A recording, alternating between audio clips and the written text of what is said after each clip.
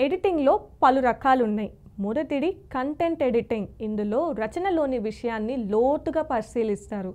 సమాచారం సరైనదా, వాక్యాలు పాఠకుడికి అర్థమయ్యేలా ఉన్నాయా, అంశం లాజిక్గా ముందుకెళ్తుందా వంటి ప్రశ్నలకు సమాధానం కంటెంట్ ఎడిటింగ్ ద్వారా దొరుకుతుంది. ఇది పుస్తకాలు, పరిశోధన వ్యాసాలు, న్యూస్ రిపోర్టర్లలో చాలా కీలకం.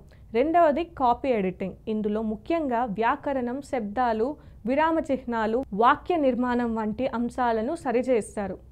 కాపీ ఎడిటింగ్ వల్ల పాఠకుడికి భాష సరళంగా, స్పష్టంగా అనిపిస్తుంది. ఎలాంటి అడ్డంకులు లేకుండా కంటెంట్ చదవగలుగుతాడు. జర్నలిజం, ప్రకటనలు, సోషల్ మీడియా పోస్టుల్లో ఇది చాలా ముఖ్యమైన భాగం. మూడవది ప్రూఫ్ రీడింగ్. ఇది చివరి దశలో జరిగే ఎడిటింగ్. ఒకసారి మొత్తం రచన పూర్తయిన తర్వాత చివరిసారిగా ఎలాంటి చిన్న తప్పులు మిగిలాయో గుర్తించి సరిచేస్తారు. టైపింగ్ తప్పులు, స్పెల్లింగ్ పొరపాట్లు, లేఅవుట్ లోపాలు ఇవన్నీ ప్రూఫ్ రీడింగ్ ద్వారా సరిదిద్దబడతాయి.